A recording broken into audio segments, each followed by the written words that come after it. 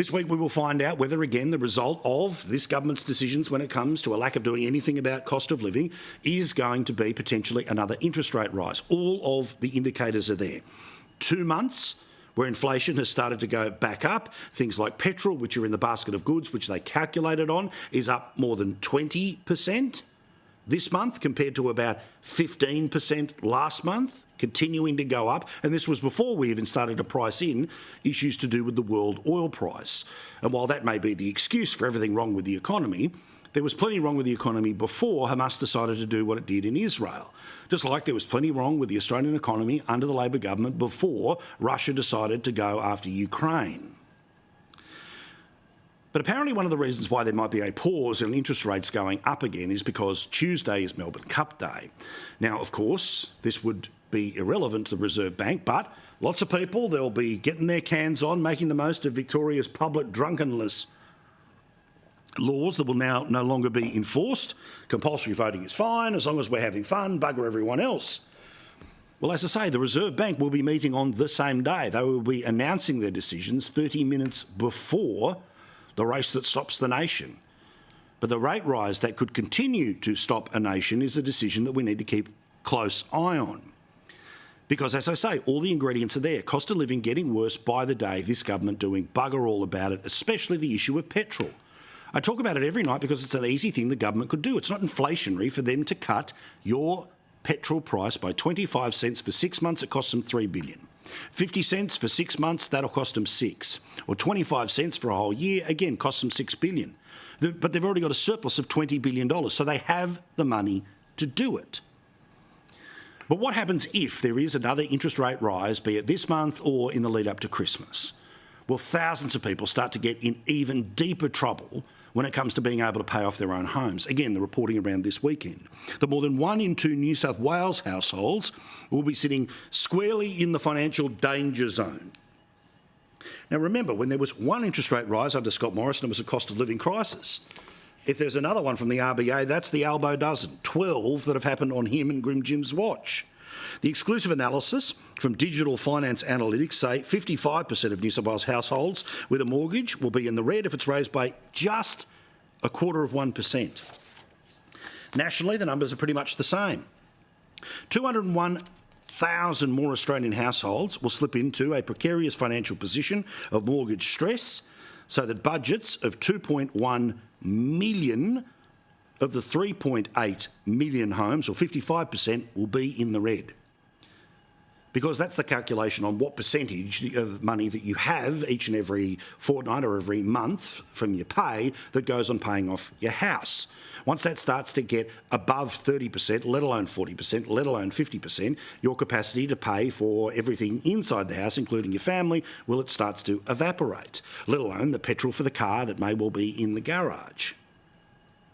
But the Prime Minister, of course, will be doing nothing about that this week. Why? Because he's in China, rewriting history that he's the one who was able to save us from the economic coercion clutches of China, when, of course, it's China giving the Prime Minister and political party it prefers more preferential treatment because they don't want an inquiry into COVID.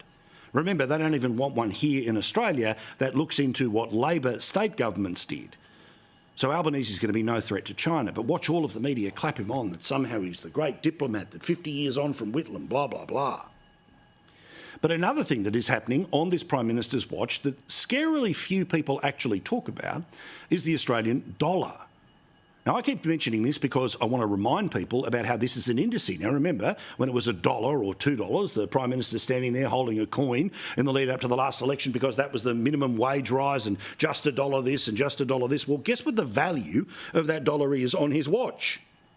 When he wasn't the Prime Minister, it was 78 US cents. Today, it's 65 US cents.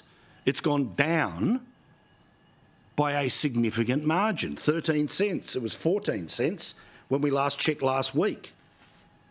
Now, of course, the result in that means that if the Australian dollar keeps going down, yeah, it's frustrating if currently you're doing your best in the United States or, God forbid, even trying to travel around Europe. But even more importantly, the reality of the crumbling Australian dollar is that everything that we import to the country costs more. And as everything to the country costs more, That adds into the basket of goods that are inflation: clothes, insurance products, which are here in Australia, unaffected by that, but white goods, all the rest of it. The stuff you buy at the shops that's all made somewhere else, most likely in China.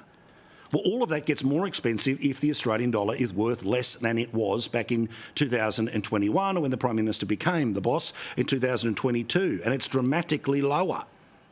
So everything that's already costing more because of all the global things is costing 10% on top of that, because of the faith the money markets have in the Australian federal government's way of doing things. Oh, and on top of all of that, expectations are that the global economy is now facing some of its toughest times since the 1930s. So we're talking about the lead into World War II, not the global financial crisis, not the Asian financial crisis, not even the COVID pandemic. The world is apparently financially on its way to where we were in the lead up to World War II. Do you trust Grim Jim to be a participant, to be the one who's going to be saving us from these global shocks where the Australian dollar gets weaker?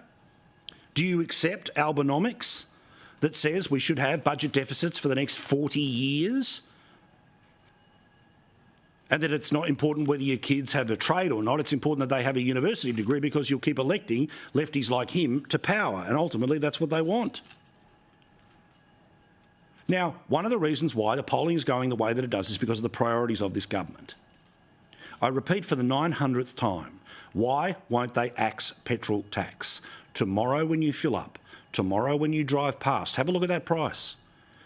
Now, if it's over $2, that's already going to shock you, but that's now becoming the new normal.